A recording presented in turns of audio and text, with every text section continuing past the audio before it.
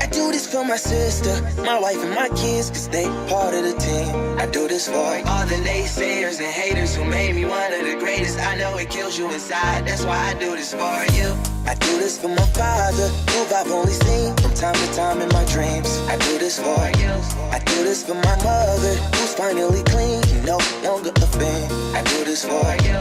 I do this for my sister, my wife and my kids, cause they part of the team. I do this for all the naysayers and haters who made me one of the greatest. I know it kills you inside, that's why I do this for you. I do this for the kids who sit a bit outside the mix, who maybe cope through humor just to fit in for a bit, who never let the world know when depression's setting in. To all of those who know you, that impression don't exist, and it ain't counterfeit, it's just a way to counter it. I'm living things I dreamed about, I still encounter it. It ain't something that a cigarette or alcohol can fix, but all because of it I flipped it quick, went on to write some hits. This a success, off another breath. This the first step in searching to be nothing less than be the best in what you do to prove their strength in being you. Learn so much in chasing dreams that I never would in school. Depends on where your passion lie, just no passion never lie. Life presents distractions, but your actions have to fortify the things that you believe in. Have to scream it like a battle cry and leave the ones who didn't looking stupid while they're asking why. Couldn't lie, I really do this for the ones I love. Those who treat the music as a vice and lyrics like a drug. Those who need advice on how to lift their spirit high enough to break out of the box they make up lives they know aren't good enough. Just because it's how it is don't mean it's how it has to be. This is what the uninspired testifiers fail to see. Jealousy results from being that which others fail to be, and if it means you're not with me, that honestly sounds fair to me. I do this for my father, who I've only seen from time to time in my dreams. I do this for you.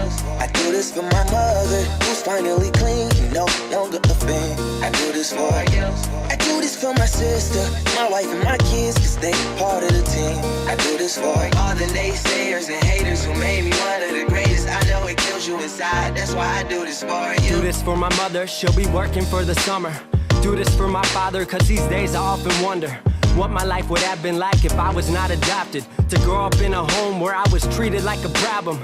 I don't know, it's just a guess. Your guess probably good as mine. Lucky that I grew up in a home that wanted me to shine. Lucky that I grew up around some mountains we were taught to climb. Without that inspiration, I don't think that this would be my life. Do this for my friends who've scattered all across the country now. I'm out in Sweden walking back through life so I can write it down. Make a living off the sound, so crazy to say out loud. I'm the biggest thing since Travis Rice to come up out the town. Sorry, gotta stunt a little. Used to have my dreams belittled, but it's all a part of it. I know people's minds are fickle, lines between reality and dreams I blur like faded nights. Come up been so good for me, I wish that I could make it twice. I do this for my father, who I've only seen from time to time in my dreams. I do this for you. I do this for my mother, who's finally clean, no longer a fan. I do this for you. I do this for my sister, my wife and my kids, cause they part of the team. I do this for all the naysayers and haters who made me one of the greatest. I know it kills you inside, that's why I do this for you.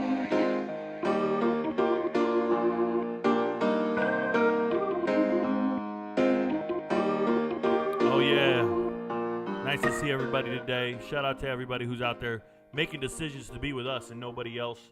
Thank you. Your friends don't know, but Rico knows. It's been a loaded day in sports, so I'm going to jump right in it. But what I want to do first is I want to remind you, I always touch on Colorado just to start for all of my faithful Colorado fans on the YouTube site, and then I go into everything that's trending today. Once I get through everything, then I get to your Q&A. And your questions, all you have to do, ask it one time. Don't repeat it. Don't spam it. I don't have my mods here with me today, but if you act crazy, I might have to make somebody else a moderator, and we'll clean all this up. Shout out to anybody who watches me on TikTok. If you watch me on YouTube and TikTok, you're a real G. You're making my life possible. But let's go. Let's talk about it. Hey, so it turns out there's a guy out there, right? And they interviewed him, and I want to say his name is Randy Cross. Randy Cross is a CBS analyst, and they're saying, however, there is one person predicting a win for Colorado over TCU, and that is CBS analyst Randy Cross. Bro, I got news for you guys. Randy Cross is late, bro. Randy Cross is late. I've been telling you guys all off season, I got Colorado beating TCU. I'm not even worried about covering the spread. I'd put 5 stacks on it if I had it, right? I'd go out there and drop everything on this. I'm not recommending this to anyone. I'm just letting you know. Shout out to Kim Jones. She just said I'm here. Of course she's here. I know Kim's here. But I'm just letting you guys know right now. Randy Cross, you ain't special, bro. You don't get to jump on the bandwagon now. Where were you off season? Why'd you start saying it now? Is it because you watch my show? You're aware of who I am and what I do? I'm telling you right now, everybody's getting real brave all of a sudden after I put it in writing, after I put it on video, and I have it recorded forever. Now people want to start agreeing with me because I don't miss. They started paying attention. They're like, damn, that guy was talking about Aiden O'Connell off season? Tanner McKee? Jake Ham? This guy's been talking about these other dudes all off season while the rest of the entire world has been buying into whatever the mock drafts were talking about. And now we're going to talk about college football, and the entire world is talking about some other shit. The betting world is talking about 3.5 games, 4 games. Rico, they ain't winning more than 2 games. They ain't winning more than 3 games. Are you crazy? You guys tripping?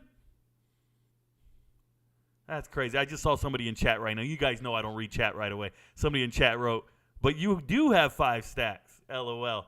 Hey, man, don't worry. Hey, stop pocket watching. Stop pocket watching. You can't let them know what you got. Come on now. Hey, by the way, 5 stacks, mincemeat to me, bro. Mincemeat to me. Check it out. Colorado football coach, defensive line coach, right, has the brutal, honest truth on Chance Main. I'm going to make a video on this separate, just so you guys are aware. But you guys know Serini, right? If you don't know Serini, Sal Sunseri, I said Serini. Sal Sunseri is a former defensive line coach from Alabama. And if you've ever watched a well-off video, you've seen this man. He's funny. He's old school. He's yelling and screaming. He has just high expectations for everybody. He wants you guys to perform the way he envisions, right? The way he views it, the way he sees it when he closes his eyes, that's what he wants to see. And it always doesn't work out that way. But he just came out and said it. He said, hey, that guy Chance Main, he just decided he didn't want to play football anymore. He just didn't want to play football anymore. I'm assuming Chance Main had issue with the position change, i.e. moving to defensive tackle from defensive end. And obviously Chance Main transferring to Texas State to go link back up with all his old UIW teammates. He obviously wants to play football. He just doesn't want to play for South. Man, why do I keep saying Sunseri? Sunseri. I said Serini last time. My bad. You guys know the deal. He doesn't want to play for Sal. He don't want to play for this man. He knows somebody. Shout out to Chance, man. Good luck, buddy. Good luck at Texas State. I hope you have a great year. Very strong kid. Shout out to you. Hey, baseball fans are in shambles. Baseball fans are in shambles. Who's this dude? Hotani. Hotani's magic season cut short by injury. Was he having a magic season? Am I unaware of this? I didn't see any magic tricks from this dude. Did he pull a rabbit out of a hat? Is he dangerous with the deck of cards? Like, what does he do that's so magical? He didn't make it 162 games, I'll tell you that. You don't even pitch every game. I can go back and look at pitcher stats. Man, there used to be some real pitchers. Give me Nolan Ryan. I don't care if he can't hit, but Ohtani can only hit now. He can't pitch. Oh, my God. Injuries derailed him. You know, I saw a podcast. He's got 40-something homers. Is that magical? Is that magical? That ain't shit. Bruh, I watched the guy hit 50 homers by the All-Star break. I watched the dude's head grow. You want some magical seasons? I watched the dude's hat size change in a season. I asked the equipment manager. He said he used to give out 8-inch hats. Now he's got to give out 8.5-inch hats because Barry Bonds' head grew mid-season. You guys, this is not a story. This is not a lie. This is real. It's out there. It's published. Go look up the court reports. They came out and said, hey, this guy's head grew? He's like, yeah, I used to give out smaller hats. They made me give out bigger hats now. You guys don't even know what I'm saying. Buford doesn't know what I'm saying. Tater Buford doesn't know what I'm saying. He wasn't alive for it. I think he's a child. Come on now. Nobody's ever done it. Leading the league in home runs, top 10 pitcher, nobody's ever done it. Well, he's never done it either because he's not a top 10 pitcher anymore. There's about 50 games left. He's not a top 10 pitcher anymore. He's never done it. He's amazing. He's amazing. You want to know who's amazing? Hey, injuries just derailed him, guys. Injuries just derailed him. You're 24. You don't remember Barry Bonds. You're 24. You don't even remember 9/11. You're 24. You don't remember Mark McGuire and Sammy Sosa. 24? Where were you on 9/11? Somebody do the math on this shit. Homie was what? I don't know where you were. You were on your back waiting for a bottle. You just in a onesie. Because you had clothes, bruh. You weren't like me, dude. When I was one, we didn't have any clothes. We just wore diapers. What the hell? Crazy. Hey, so injuries derailed him. I saw a podcast. These guys were saying, hey, if you could redo an athlete, if you could redo somebody's career without injuries, who would it be? Who would it be? And I'm like, okay, if I can get a redo on somebody not getting injured, all these young kids are in the chat. Oh my God, it's got to be Jalen. Who's it? Rose? Derrick Rose. The only right answer is Derrick Rose. Only right answer. I'm like, what? Derrick Rose ain't in my top 5, bro. Derrick Rose ain't in my top 5. First guy I thought of right away. Like, you think Bo Jackson? Right off the rip. Who got injured? Bo. Who's another guy? Oh, I don't know. Maybe Michael Irvin. You remember he retired early due to a neck injury? No? Barry Foster. Go look up Barry Foster. He was a Steelers running back before Jerome Bettis. Go look up Barry Foster and see what he did. I think he rushed for over 1,400 yards. He was neck and neck with Emmett. And then he had an injury, and then 2 years later, he's out of the league. Injuries, bro. You guys don't know. Go look up Greg Oden. Okay, go to Sam Bowie. And there we go. One of the injuries out there that everybody needs to think about. Yes, Sterling Shepard's one. Sterling Sharp, not Sterling Shepard. You know what you wrote wrong there, Awesome Armis. He retracted the message. He knows what he meant. Sterling Sharp, Shannon Sharp's brother. It was amazing. But one guy that got derailed by injuries, Strasburg, bro. Strasburg, National World Series MVP, Steven Strasburg, San Diego State's finest. Strasburg got up there, did his best to try to emulate and look like Randy Johnson. Strasburg was one of the most dominant pitchers. Miracle. What was it? Miracle season. A magical season. Now, this guy had it all, bro. He could throw 100 miles an hour, knew what he was doing, intimidating on the mound, and injuries derailed this man like you wouldn't believe. It's unfortunate. Yeah, give me Grant Hill. Give me Penny Hardaway. There's a ton of guys who got injured. Hell, man, if I could redo it, give me Magic, bro. Let Magic play. Magic went out there and beat it. See, here we go. The RG3s and the Brandon Roys and the Calvin Johnson. No, man. No. Give me Magic Johnson. The only man in the world to defeat AIDS. Come on. Let's go. Give me Icky Woods. Give me Icky Woods. Stop with all the injuries. Hey, this is gross. Remember I told you guys yesterday, college coaches go out there and they just make up shit. They make up shit to keep the kids on the roster. I was talking about the transfer portal this offseason, and when I told you guys Sam Jackson V transferred to Cal out of TCU, it made a lot of sense to me. He looked like a starter, and I said, oh, he's going to start for Cal, right off rip. And then out of nowhere, Ryan Finley's little brother, Ben Finley, transfers from NC State to Cal. Excuse me, something got in my eye. Oh, man, something got in my eye. Pause. But he transfers from NC State to Cal, and everybody goes, oh, man, Finley's going. He's going to start. No, he's not. There's no quarterback competition. The coaches will lie to the players and say there's a quarterback competition and keep it close until 1 week before the season? Are you kidding me, bro? Now Cal announces Sam Jackson V is the start. We all knew that. We saw spring football. We all knew that. We saw these guys play. Watch the tape. And who the hell is Fernando Mendoza? If I don't know you, Fernando, this is bad news. I got to watch some film.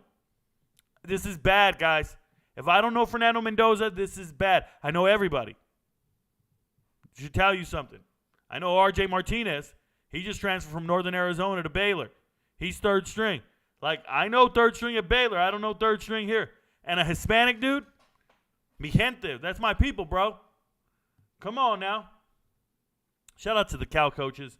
Wilcox out here just stringing these kids along so they don't leave the program.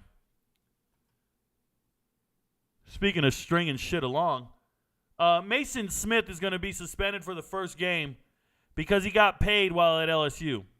and apparently all the LSU fans don't get it, and no one in the comments gets it. I have issue with teams cheating and paying players and not being punished. Don't forget that second part. Not being punished when they get caught. Everybody always writes in every single comment, "Oh, Rico, you act like no other teams were cheating. All the teams are cheating. All the teams are paying players." Yeah, I know. But when they got caught, they got suspended. When they got caught, they got punished. Here, we're doing one game. No lack of institutional control. It's the second payment that LSU gave this entire season. They stole money from a damn children's hospital, and now they're doing this shit. No punishment. And also, no comprehension from the fan base. From all the people who watch my videos, who write me in every comment and go, "Rico, you don't even know. Everybody's cheating. What's the big deal? Oh, you're a hater." You guys failed every word problem in school. Middle school, high school, elementary. You failed every word problem. I'm convinced. If you're spamming the same question over and over and over, stop it. Tater Buford, stop spamming the same question. I do not get to the chat until after I finish everything I'm briefing over here, bro. I do not care that you have asked me about the VSU coach update 3 times. Tater Buford, you will be muted for the whole show. Stop the nonsense. Pissing me off. Hey, you talk about pissing me off. Carry on J. Phillips. He's a writer for Deadspin. He's won a couple of awards. He's a graduate from an HBCU, I believe. I think Morehouse. He's a race baiter and the worst kind. He says Baker Mayfield's whiteness keeps getting him NFL jobs. Forget that he's thrown over 100 touchdowns and he started 67 games. He says his whiteness keeps giving him jobs. And then he goes, well, we can't blame Baker Mayfield, though. It's those people in charge making these decisions. We got to blame them. They keep empowering these white devils to be starters. What are you talking about? And he writes all the other guys that need to get a shot, didn't get as many shots. Let me help you out there, buddy. You have any clue who the head coach of the Tampa Bay Buccaneers is? It's Todd Bowles. He's black. You think he chose Baker Mayfield because he's white? You're accusing a black head coach, one of the few, of being racist. You don't make any sense. It's ridiculous. It's ridiculous. This whole thing is embarrassing. Deadspin, stop publishing this clown. If you need a writer, call me. I'm a journalist. We can do something better. How about Baker Mayfield revitalizing his career, getting his 3rd shot on his 4th team because he didn't get a shot in Carolina. Because, look, man, I'm keeping it real with you guys. Baker Mayfield's a good quarterback. There was no quarterback battle in Tampa Bay. One guy knows what he's doing, the other one doesn't. But this guy says race is impossible to ignore in Mayfield's story. Did he beat out a black guy? Is Kyle Trask half African American? I don't know about it. Like, what are we doing? It's embarrassing, bro. It's embarrassing. How the hell is his whiteness paying off? And he mentions other guys, backups. He mentions guys like, who's he mention? He puts it in there. He's like, well, as long as Baker Mayfield's getting jobs, this ensures other white guys get jobs. Oh, here he goes. Charlie Ward didn't even get drafted. He had to go play in the NBA due to racism. Not true. Charlie Ward refused to get drafted. Charlie Ward said, hey, you guys gave me a 3rd-round draft grade. I'm not playing in the NFL. I want a 1st-round draft grade. The scouts and the teams looked at him and said, no, you're not that good. Because Heisman Trophy quarterbacks weren't drafted high. Andre Ware went 8th overall and flopped. And then after that, Ty Detmer went in the 9th round in 1990. And in 91, Gino Torretta went in the 7th round, 92. So a year later, another Heisman Trophy winner comes out, and they start saying, NFL scouts go, man, these Heisman Trophy quarterbacks, they don't translate. They gave him a 3rd-round grade. He didn't like it.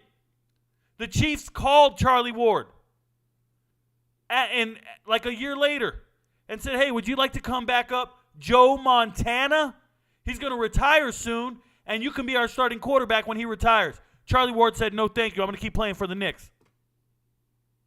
Where's the racism? And just so we're clear, Heisman Trophy winning quarterbacks were never drafted high and didn't ever succeed. Doug Flutie went in the 12th round, 1982. Danny Warfel, 96. What round did he go? 6th round? Chris Winkie fell flat on his face in 2000. It wasn't until Carson Palmer went first overall in 2003 that we finally saw a successful Heisman Trophy winning quarterback. These guys, man.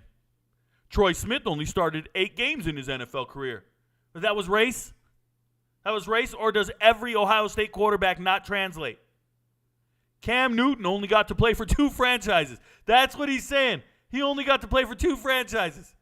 Cam Newton was a starter for many, many years, an MVP. You're telling me he didn't get a shot because he's black? The shit these guys say, man. Who are the highest paid quarterbacks in the NFL?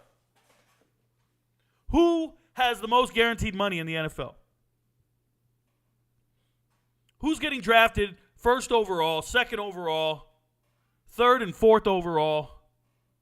Who? Who's the most respected leaders in the NFL?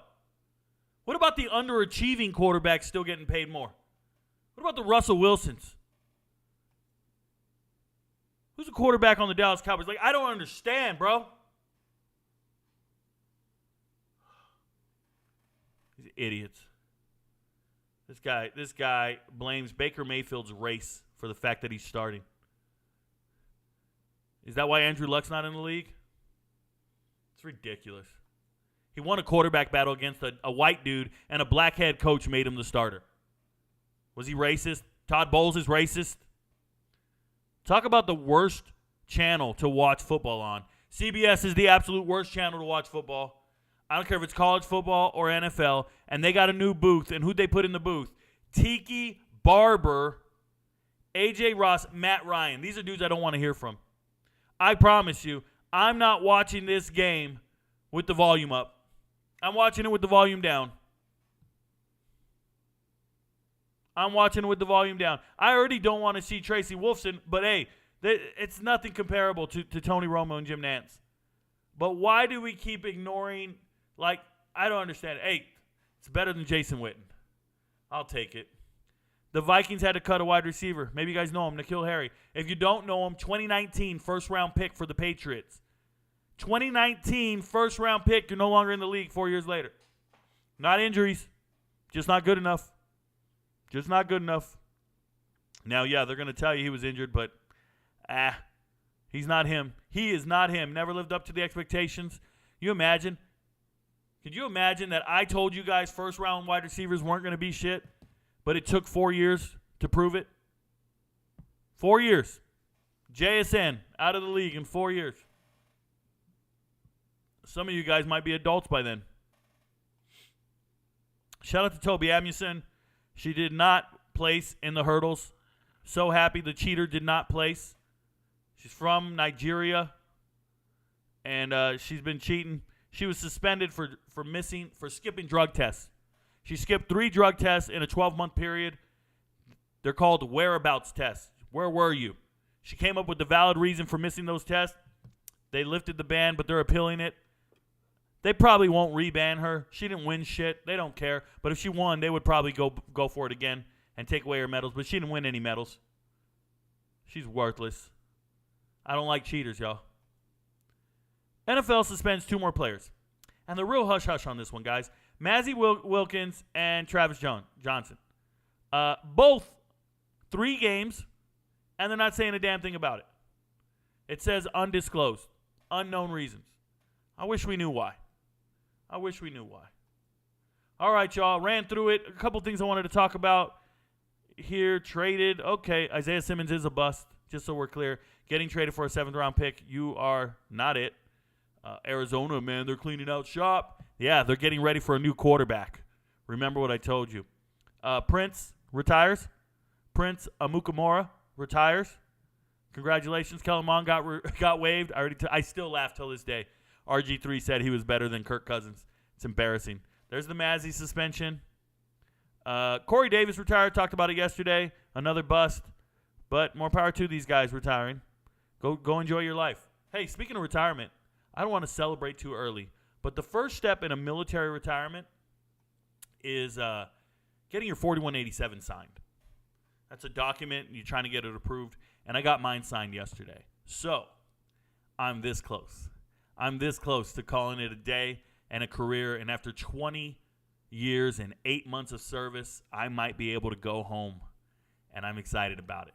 And I will be a full-time sports journalist and be here and talking to you guys. Thank you, guys. We have over 100 people watching now. Shout out to everybody who's watching. But if you want to ask questions, I'm moving over to the Q&A section of the show. All you got to do, click the link, move on over to YouTube, hit a like before you go in. We got 56 people in there and only 17 likes. Hit a like before you join the show. I will answer the question, and we'll rock on from there. All right.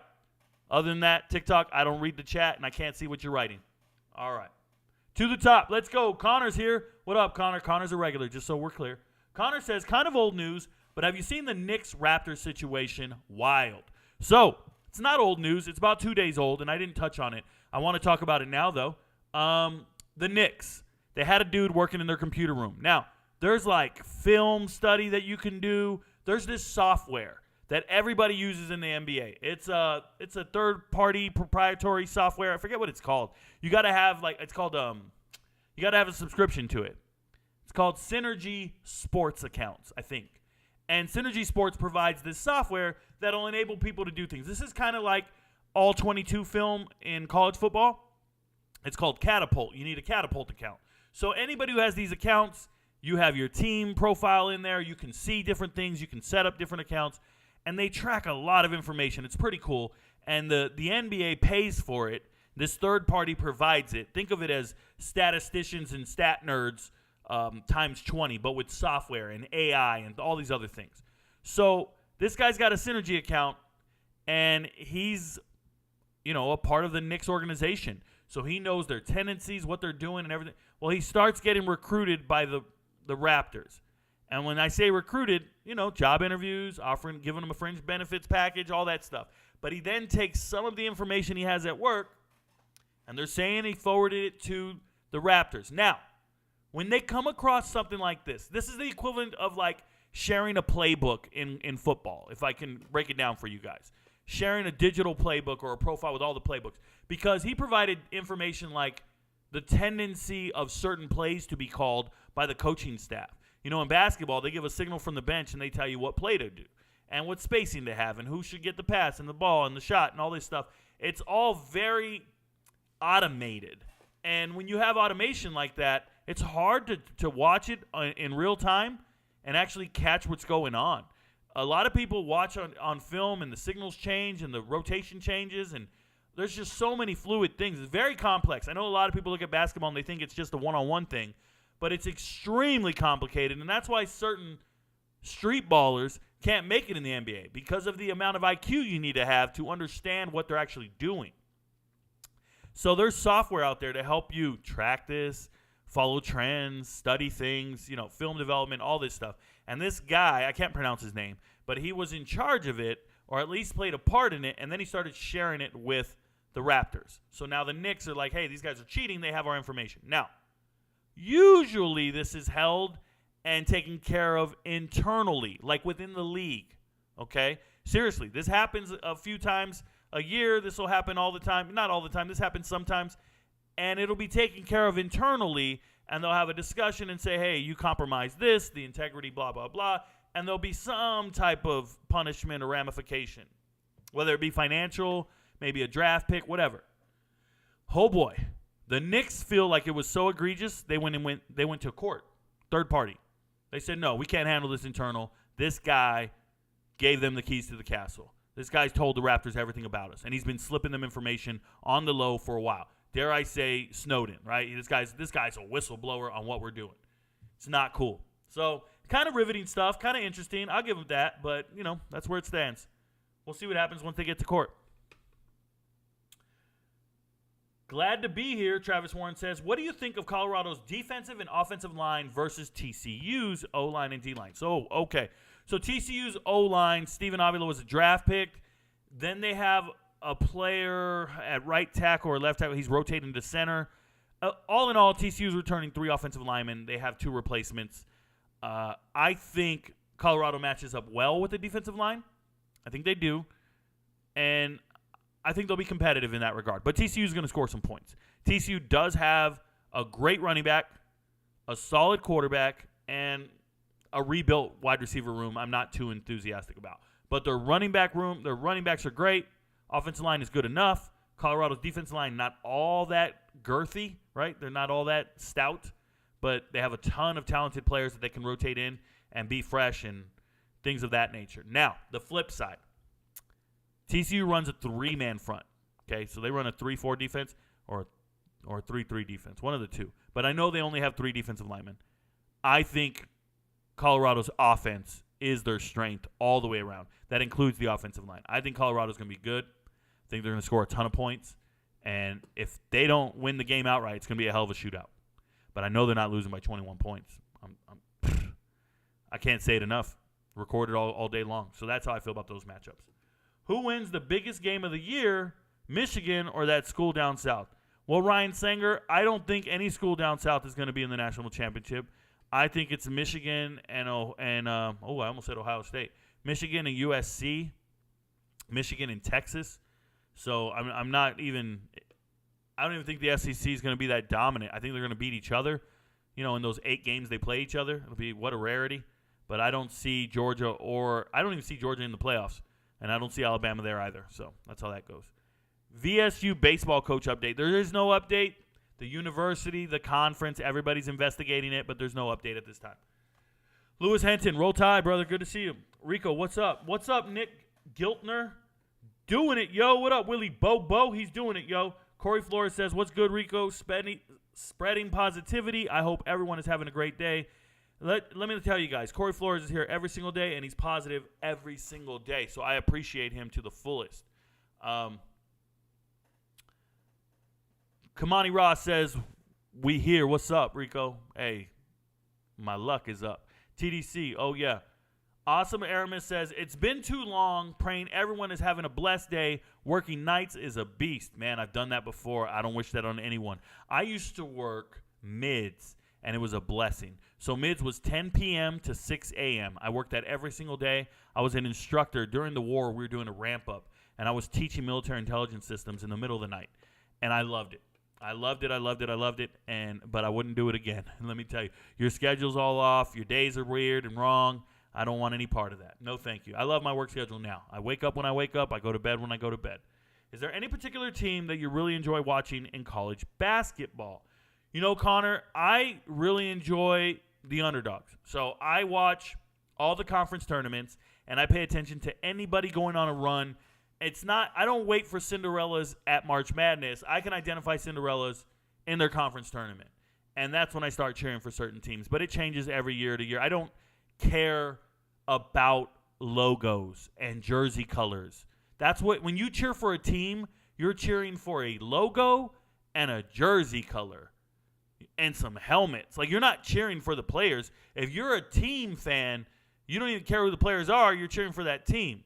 Those players can transfer, and you don't cheer for those players anymore, right? Like Devin Leary just transferred to Kentucky. No one gives a shit. No NC State fan is now magically a Kentucky fan. It's because you're not a Devin Leary fan. You're a fan of a jersey. I can't ever do that. So when I watch basketball, there are individual players that I support, and I don't care what team they play for. That's why I follow high school football players before they ever go to a university. Because I want to be a fan of that player, and I don't care where he ends up. Prime example, Sam Jackson V. Watched his tape and said, that's a hell of a player. Third string at TCU, now the starter at Cal. I don't care where he plays. Don't care. Every time I see him, I'm going to say, that's a hell of a player. Pee Wee Jarrett, playing right now at West Florida. I'm pulling for this guy to make the NFL. I don't care what team he plays on. Everybody needs to understand why I don't cheer for teams. I follow players and coaches, and I don't give a shit what team they're on. They're going to move eventually. That's just how I get down. Can you preview every game this weekend and give your predictions? AJ, I already did. I did that yesterday. Please watch yesterday's show. Time for you, Rico Ride. Let's go. What up, TDC? Sports question, always. Do you watch any JUCO football? Kane Elroy. I do watch JUCO football, but not necessarily during the season. I'll watch it after the season when I'm looking at players who have transferred to an FBS level school. If you're coming from the JUCO ranks, I will go back and watch your film, and that's when I watch JUCO football. Outside of that, I'm too busy. I'm watching FBS games. Kim says, I am here. I know that. You are also her. Awesome Aramis says, but you do have 5 stacks. Oh, yeah, that's true. That's true. Cindy Pierre says, hi, Kim. Hi, Cindy. Hey, these people are talking to each other. How are you today? Stop that shit. League leading in home runs, saw all that. Bro, what are you even saying now? Tater Buford, what are you saying? Yeah, because Bonds was juicing. Drew Allen, no way. Was he juicing? Nah, I'm 24. I don't remember being 24. I promise, Tater Buford, I don't remember being 24. It was a wild time. I was in the Army. I might have been in Korea. I had a lot of women. A lot of my 24s were busy, bro. It's a blur. My 24s, it's a blur. 100%. I was in my first year of marriage. I wasn't supposed to be married. Daniel Barnes. Bonds was the truth. Shout out to him. Bro, I'm not saying I do, bro. What? This man is crying already. JZI, says, what do you think about KJ Jefferson and his passing game? I like KJ Jefferson's game, period. I think he's a stud. Shout out to Arkansas starting quarterback. I hope he plays well. Tater Buford says, Bo knows. Bo knows never rushed for 1,000 yards in a season, but shout out to Bo. Tim Tebow, he never got injured, really. He just wasn't good. Foster was a bowling ball. Barry Foster was a bowling ball. 1995, 94. Go back and look at the Steelers. Yes, Sterling Sharp. Grant Hill. No update there. Calvin Johnson, RG3. Yao Ming, never getting injured. Yao Ming, he got here a little too late. How do third world countries continue to host major sporting events? Well, Seth, they're not technically third world countries. Like Qatar hosted the World Championships last time when it was COVID going on, and Qatar just has a ton of money.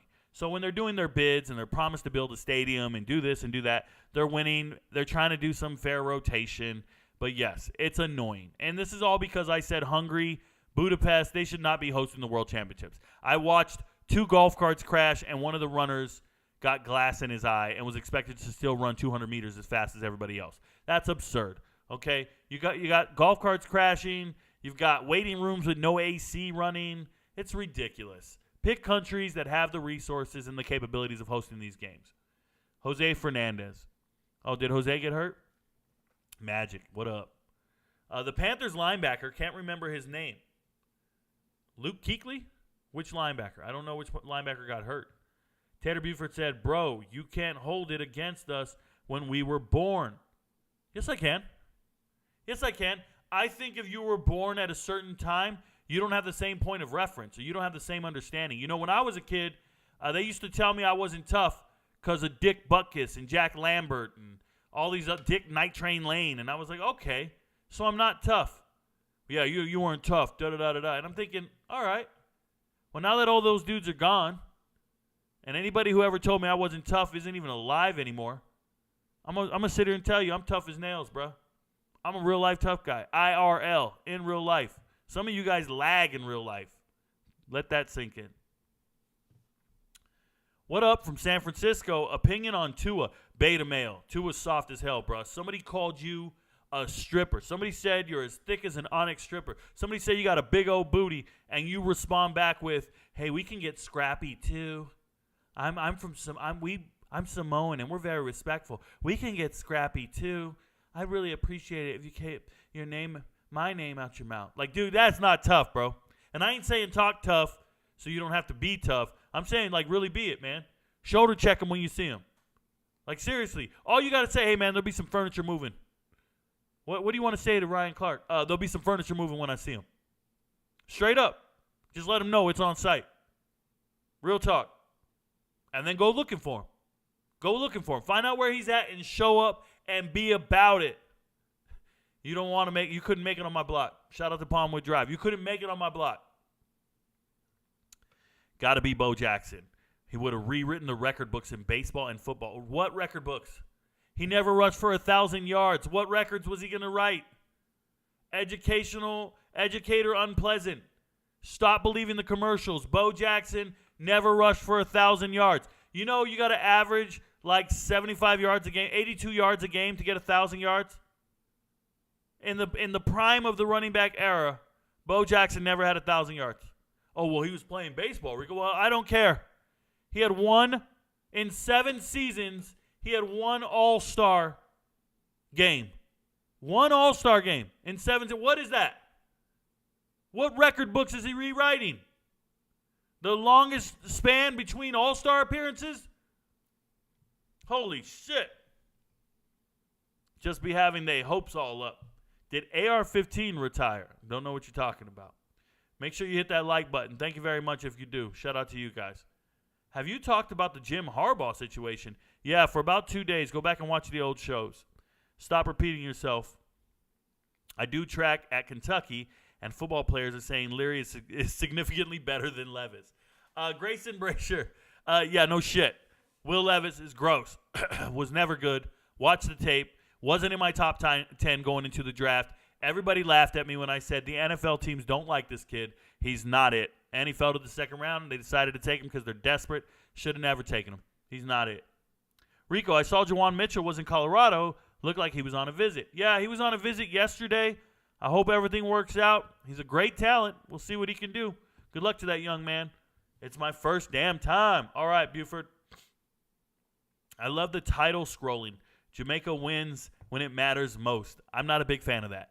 They did win, though. They've been winning a bunch of races today. They won the 400. They won another race. What did they win?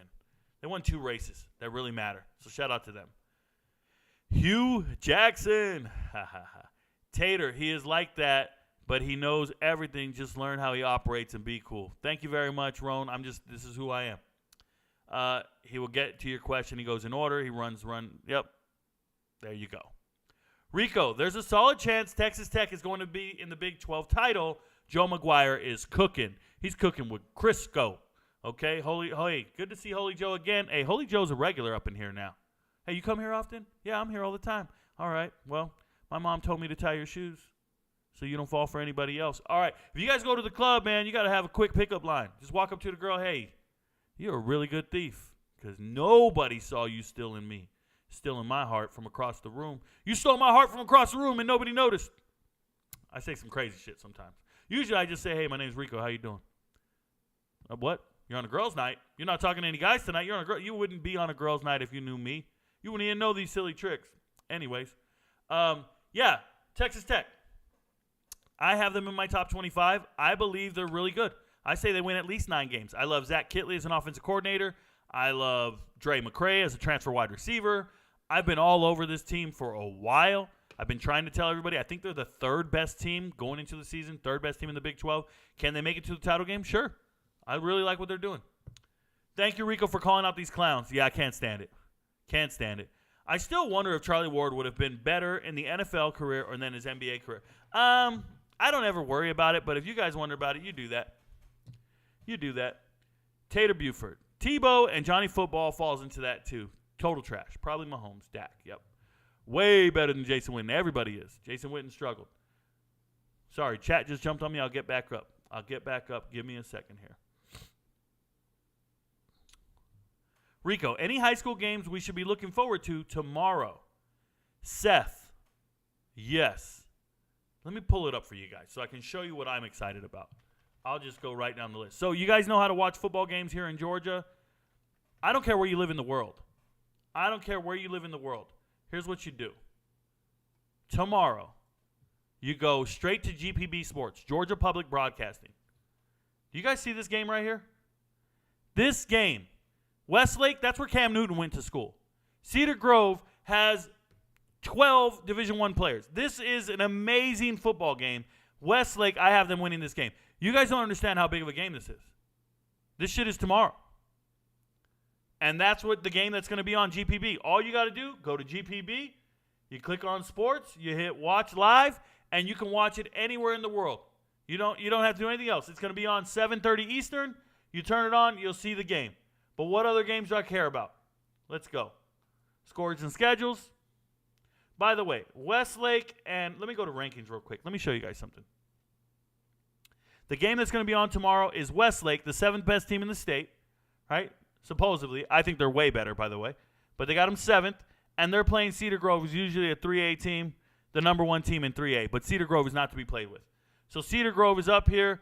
They lost in the state title game. Now, they lost to Sandy Creek. You guys remember the game. Sandy Creek had a fictitious touchdown called.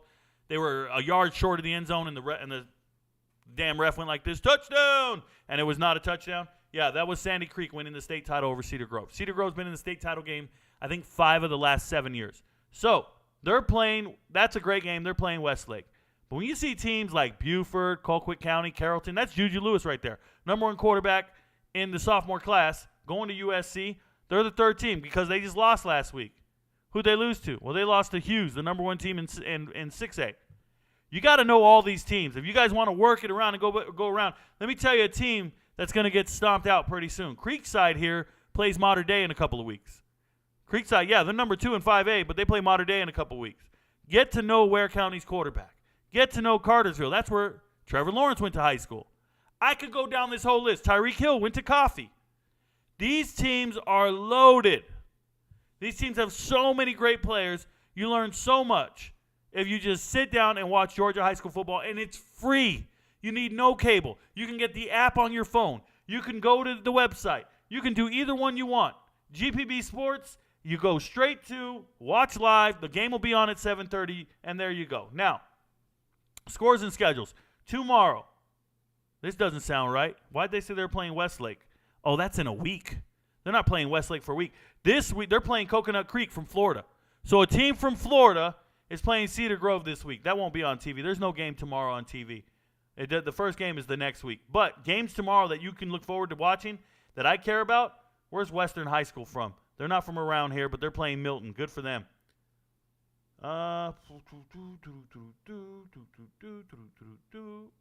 Putnam's always good. Shout out to Putnam County, small school. Jenkins going to go ahead and play a South Carolina team. I don't care. I'm not too worried about it. Callaway usually does really well playing Cedartown. That's a good game. I'm excited for Cambridge. Let's see what they can do. Camden County, 7A, playing Brunswick down the street, down the road. Drive down 95 South. You'll run into each other. There's Carrollton playing South Paulding. Solid game. Not too excited about some of these. Carver, Atlanta, and Calhoun. Yep, Roswell's playing. I go through all these guys.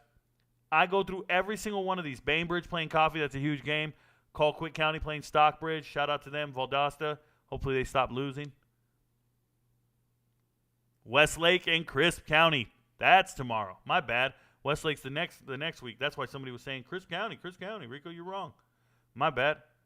It's in 2 weeks. Sometimes I make mistakes. Irwin County used to be back-to-back state champs. I remember those twins. I forgot their names. The twin brothers. They went to they go to Kennesaw State? They're going to be in the FBS real soon. Back-to-back state championships. But they lost last week. There's a great game. Blessed Trinity and Elka. Eagles Landing Christian. That man. Are you kidding me right now? Elka, Blessed Trinity. Blessed Trinity, about 2 years ago, their running back room, all 3 guys.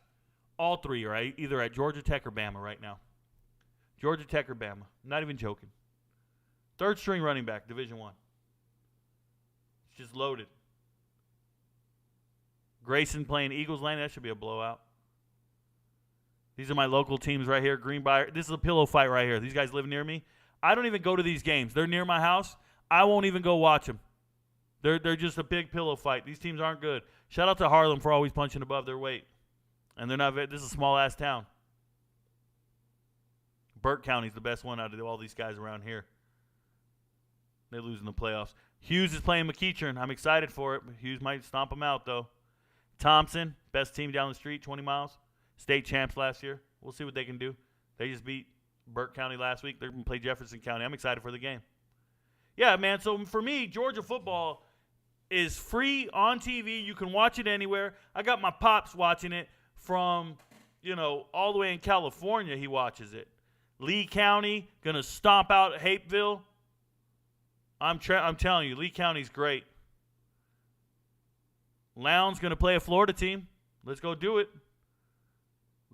Buford playing Mallard Creek. That's a showdown.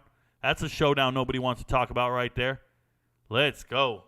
West Forsyth and Marietta. Marist, another big dog, playing against Alabama. Now, Marist lost last week, but they're okay. They're still good. Metter's a small school beast. Mill Creek, the state champ last year, playing Norcross. These are amazing games. These programs are real. Gainesville's great. You guys better recognize, hey, Prince Avenue Christian, Nashville Christian. Oh, my God. Are you kidding me? The number 2 quarterback in the country, the kid I just covered in film. What's his name? I just did his film the other day. Playing against Prince. Oh, my God. Prince Avenue Christian has a quarterback going to Georgia Tech. This is the game I care about tomorrow. 1A. 1A. That's the game I care about. 2 best quarterbacks in the country playing against each other. 2 of the very best. Shout out to Peach County. They're playing Northside Warner Robins, but it's cool. Any Warner Robins team I respect. Parkview and Shiloh, whatever. Okay. Houston. Everybody needs to watch Houston County this year. Best quarterback in the state, I think. He's got an offer from Colorado. Best quarterback in the state. Let's go. Jeff Davis, Pierce County. Good teams. Rayburn Gap. It's Rayburn, not Rayburn.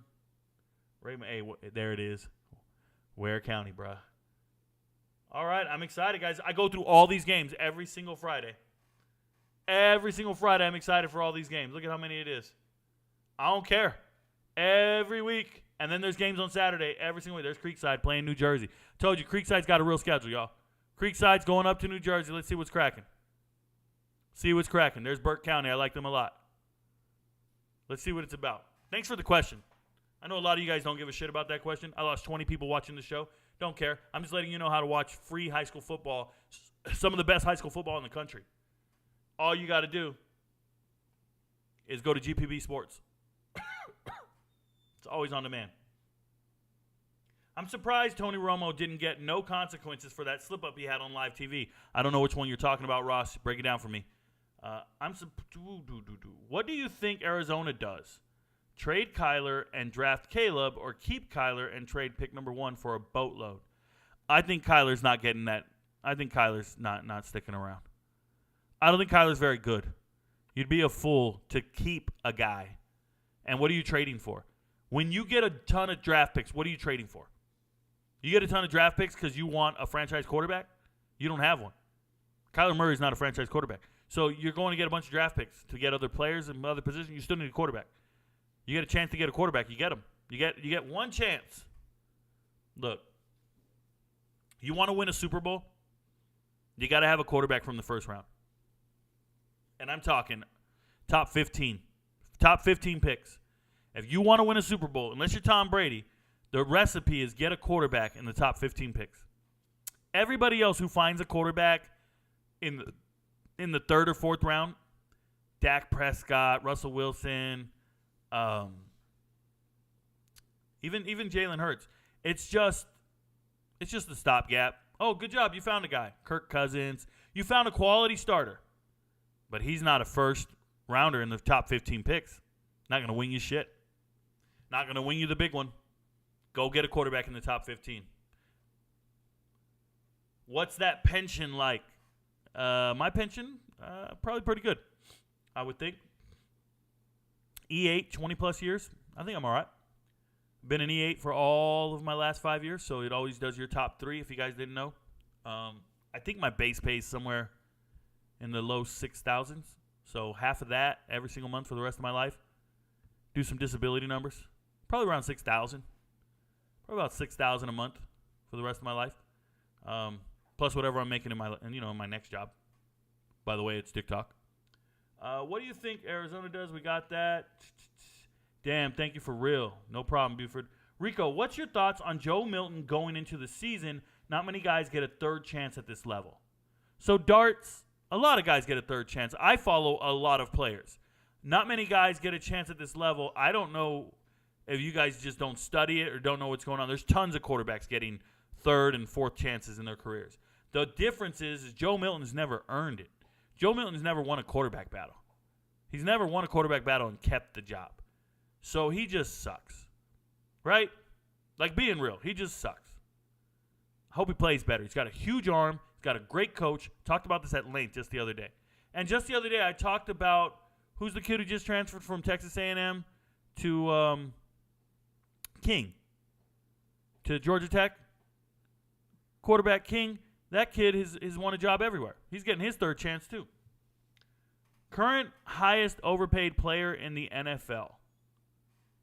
Garrett Whitfield, it's really hard to argue against Russell Wilson, Kyler Murray, Deshaun Watson. It's got to be a quarterback who's not performing. Lamar Jackson. Give me Lamar Jackson. Overpaid player in the NFL, Lamar Jackson. My God, his interception rate is number 1 in the NFL. Since 2020, no quarterback has thrown more interceptions per attempt than Lamar Jackson. Morant's Rants says he's here. That's my twin brother. Shout out to Morant's Rants. If you didn't know, he talks finances here on YouTube. If you want to give him a follow, he is predicting AMC stock is going down the toilet. He said this for 2 years now, and he was right every single day. And he's got beef with some other stocks I don't know anything about. Corey Flores says, I heard on a different podcast that Devin Brown was already named the starter, just wasn't announced to the media. Do you think that's true, Rico? Yeah, I know it's true, Corey Flores. I know it's true. Congrats on the retirement, my brother. Thank you. Enjoy the pension and good luck on the disability rating. Yeah, I think I'm permanent in total. I did my disability appointments, last week? And maybe 2 weeks ago now. And I think I did all right. I think I know what I'm dealing with there. But, hey, you guys want to see something crazy? You see the shirt? Romeo, Echo. Check it out, man. Tango, India, Romeo, Echo Delta. That shit says retired, bro. I don't even know where it's at. Retired. That's what this means right here. R-E-T-I-R-E-D. Somebody got me this shirt, bro. I'm retired. I'm wearing my retirement shirt. Just a coincidence. I just thought about that right now. Sorry for not knowing where shit is. I'm all mirrored. Haynes King was the name I was thinking of for the quarterback from Texas A&M to Georgia Tech. I know the name, bro. It just slipped. Thoughts on Abdul Carter being better than Harold Perkins? Quentin De Jesus, that is clickbait, bro. Daniel Barnes says, do you believe in Elijah Moore's talent? Do you think he can become a great wide receiver number 2 in Cleveland? So, no, I don't think he can become a great wide receiver number 2 in Cleveland. To become a great wide receiver number 2, you need a great quarterback, and he doesn't have one. But he's a good player. I like his talent, for sure. Garrett Whitfield says, what's up, boys? Y'all have a great day. Thank you very much. Ryan Sanger asks, he says, I got my DD214 and a VA rating. See you at the VA, bro. Also, make that a week 1 thing when you out. Talk to a VSO and get your packet in for your percentage. Ryan Sanger, I did something called, and I hate to have this talk with everybody here, but I did something called a, what is it called? A BED? No, a BD? No. BBD. Basic something on delivery. Man, what is it? I already get my percentage upon delivery. My first day out, I'll get my first check. I'm gonna get my money from day 1. No back pay needed. I already completed everything. Delivery of benefits. I forget, man. Anyways. Morant's Rants can advise you where to invest your money. Whoa, he does not do financial advice. JSN outplayed Wilson and Olave when they were all together. Why do you hate so hard? Rick Lyle, because you don't even understand what you're watching. When you make statements like that, you don't understand what you're watching. When you watch the 3 of them together, go count the touchdowns. Tell me if JSN was the alpha male and the one relied upon in the red zone. He was not the guy. What he did was got 500 yards receiving in 2 games when they weren't playing. Let me make that very clear. And one of those games, he got 300 yards against a backup running back. Micah Bernard, number 2 for Utah in the Rose Bowl, played corner for that entire game, and that is who JSN beat for 300 yards. The other 200-yard game was against Nebraska, who's absolutely terrible, and either one of them, Olave or Garrett, sat out that game. I think it was Wilson. And then he got 200 yards in that game because they were trash. But I'm letting you know now, JSN is not special. Without those 2 games, you wouldn't even know him. He's never played in another game since then. He hasn't been noteworthy in any way, shape, or form. And when given the chance to be the alpha in the room, to be the number one wide receiver on the team, he didn't even play. He's second fiddle. He was never the best receiver on his team. And anybody telling you otherwise is just vouching for a friend, hoping he gets drafted and gets some money. So when they said, hey, he was better than us, yeah, they're just saying that because they're already in the league, already getting paid. I tell my son he's better than me every single day, and I hope he believes it. But he's not. Remember that, okay? Genuine question. What made AR-15 so enticing at number 4, but made DTR slip to the 5th round? Does DTR not do everything better than Richardson? I'm confused on the infatuation.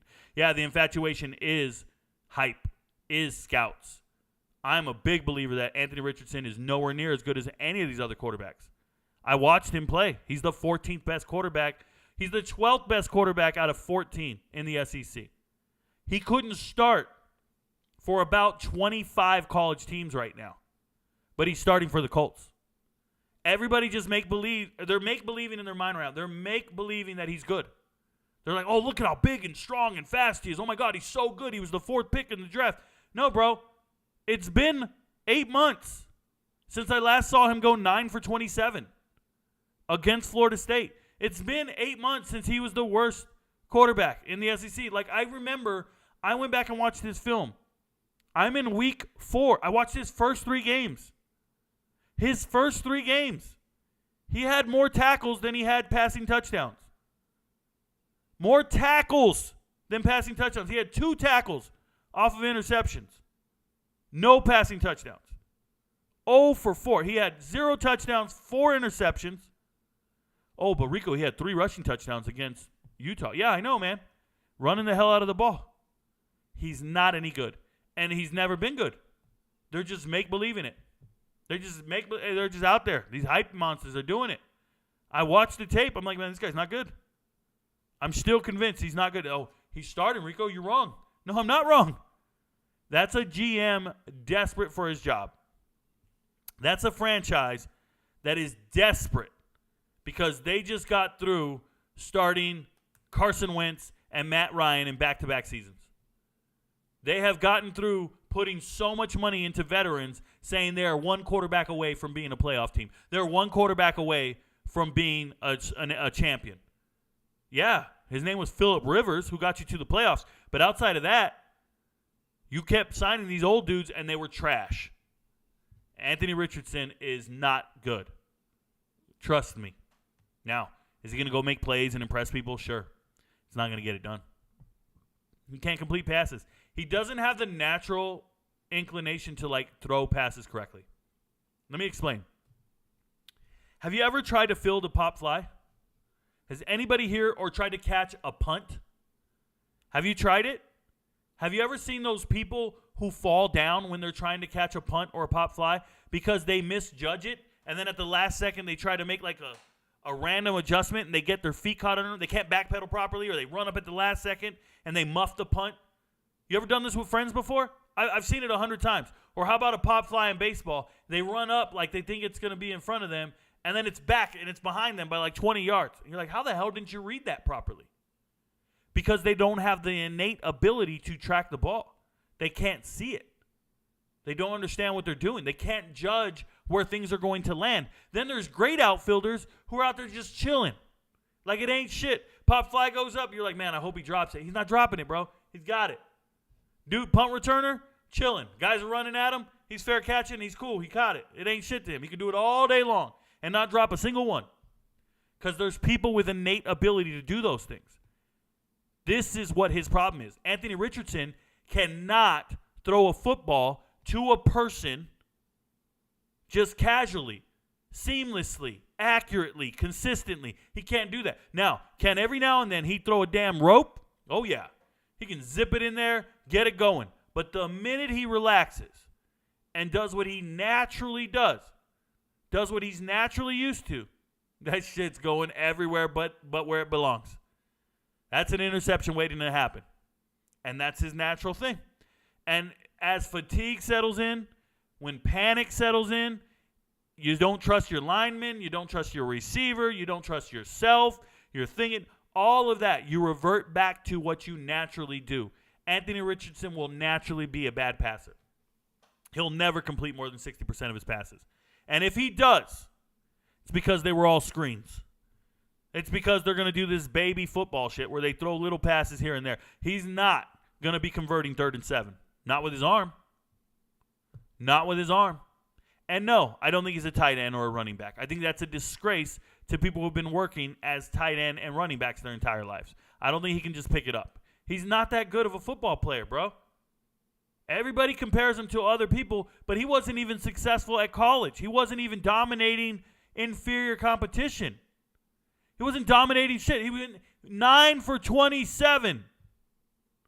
Go back and watch the tape. 11 incompletions in a row. The man went almost a month with no touchdowns. Almost a month with no passing touchdowns. Oh, but Rico, his receivers suck. No, they're draft picks. Emory Jones completed 65% of his passes to those same receivers. 65%. Emory Jones rushed for over 100 more yards than you. Emory Jones had 100 more rushing yards and 13% on his completion percentage higher than Anthony Richardson. Anthony Richardson's gross, bro. He couldn't start for 25 college teams right now. He can't start for USC. Can't start for Texas. Nope. Everything you guys are envisioning and making up, it ain't true. He's not good. He's barely the starter at Florida because there was nobody else there. You guys got to remember that. Back to the questions. Rico, love your content. Keep up the great work and congrats on your retirement. Thank you very much. Go Blue. How do you think the conference realignment affects college basketball? So first and foremost, Roan, I don't think it really does. College basketball, each conference gets so many different bids that everybody's going to make it. Okay, they get so many different bids. They're all going to get in there. The fact that the Pac-12 doesn't exist anymore, you're there. They still have the same automatic bids for every single small conference that wins. The at-larges are going to be the same amount. It's just going to go somewhere else. It's not a huge impact, okay? Because basketball did something different from football. Basketball just said, if you're a conference champ, we don't care what conference you're in, you're in. So that's never changed. That's why it's such a drastic change for football is they said the top 6 ranked conference champions, and now they're looking at each other going, well, we only have 4 conferences. We can't say top 6.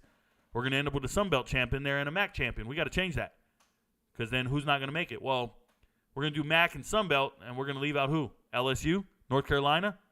They can't do that. They won't do that. And that's why they're going to rewrite the rules before the season starts. Rico knows. I'll get it right. Before the next playoff season, they will rewrite the rules. Thoughts on the UCLA quarterback battle? Phoenix, I don't really believe there's a quarterback battle.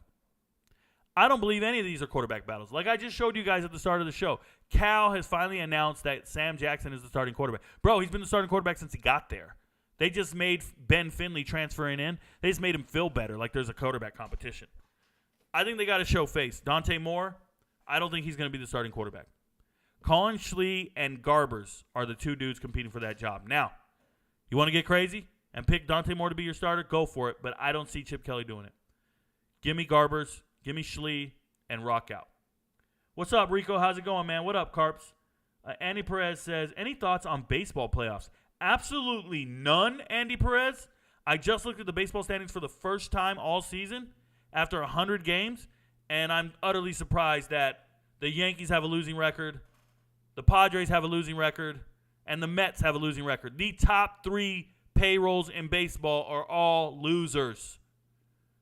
That's ridiculous. Baseball's gross. And then shout out to whoever's at the top with no bankroll. Forgot who it was. Somebody impressive. Somebody doing their damn thing. Baltimore Orioles. Shout out to them. Who are some of your top dual threat quarterbacks in college football? Obviously, Caleb Williams, Frank Harris at UTSA, KJ Jefferson at Arkansas, Riley Leonard at Duke, Drake May, North Carolina. He led the team in rushing. He can do it. He can do it all. He led them in passing and rushing.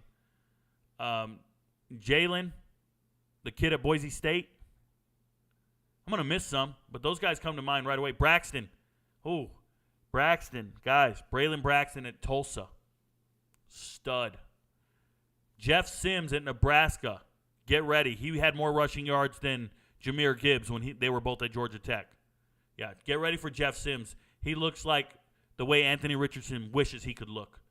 Okay, so those are all the guys that come to mind when I say dual threats. I'm sure I missed about 4. Right off the rip, I know I missed 4. I had to have. Brady Cook at Missouri is a dual threat quarterback. Nobody wants to admit it, but he is. And who's the kid, Milroe? Milroe's a dual threat. Thoughts on Jalen Daniels at Kansas this season? I hope he does well. He's a good player. He's dual threat, kind of, sort of. Any thoughts on East Carolina and new quarterback Mason Garcia this season? Yeah, I think they got their work cut out. Obviously, losing your starting running back, your 3 leading receivers, and your starting quarterback for the last 3 years, and Holton Ahlers. I feel like East Carolina is going to regress this year. It's going to be tough. They got 2 linebackers in the transfer portal from HBCUs. They got some receivers. They got one from Colorado. They got another kid from UConn. It doesn't look good for East Carolina. Somebody's got to lose. Somebody's got to lose and regress, and I think East Carolina is one of the teams. Had a great season last year. Had a great team. Don't look that good this year. Tua, that boy is soft as baby shit, bruh. Tua's soft as tissue. He's soft as baby shit. Chris E. says, I am past the age of fighting. I stay at home. Too much shooting for little issues. For sure. For sure. I'm never past the age of fighting. I'm a world-class fighter. I'm cool. I'm built for this. Ain't worried about it. Let's go, Cowboys. Glad you got some mods. I do have mods. Shout out to you, Ruben. Awful Mizzou take, Rico. Yeah, Mizzou not winning more than 6 games this year. Hammer it. What do you know about Rashad Phillips? Are you familiar with his playing or scouting career? Thoughts? Just curious. No. Nothing comes to mind. Going to be funny watching all these Colorado fans head spin after 3-9 season. Parker Raycroft, you have no idea what you're talking about. Not a single player on that team has ever been 3-9 in his life. So who's going to make them 3-9? You think that they are the 1-11 team that played last year. All those guys are gone. There's one dude on that team from the 1-11 team. Trevor Woods. Everybody else who's on the field this season has never gone 1-11 in their life or 3-9. You're really confused. It's going to be hilarious. I'm going to come looking for you. Parker Raycroft, don't go missing, bro. Don't go. Hey, don't flip. I promise you. Rico, who's the best all-around athlete you've ever seen across all of sports? That I've ever seen with my own eyes? Ashton Eaton. Ashton Eaton. Best all-around athlete, Ashton Eaton. Pretty much. Aiden Owens. Ashton Eaton. Those two come to mind. Do you think Josh Newton goes first round? I don't try to guess at drafts. I don't know what NFL teams are doing. Thoughts on Jawan Mitchell possibly transferring to Colorado outside the possible character concerns? Well, he's a good football player, but there's character concerns. I'm not excited for the move. How do you feel about Isaiah Simmons to the Giants? I feel he's a complete bust and not worth the 7th-round draft pick they traded for him. What you think about Arizona football this year? Jed Fish is an elite recruiter. Yes, he is. Jed Fish, the head coach at Arizona, doing his damn thing. But it's difficult. Arizona State has more juice. They have more squeeze, man. They have a young, new head coach that everybody wants to go play for, so they're getting a ton of transfers. But Jed Fish is doing well in recruiting, and he's keeping players in state. He's getting 3 of the top 5 out of the state this year. I really like what Jed Fish is doing, but they got to go out on the field and perform, or they're going to lose a shit ton of players. Losing about 20 players to the portal is problematic. And the fact that they wanted to go play for Don Brown instead of your team is also problematic.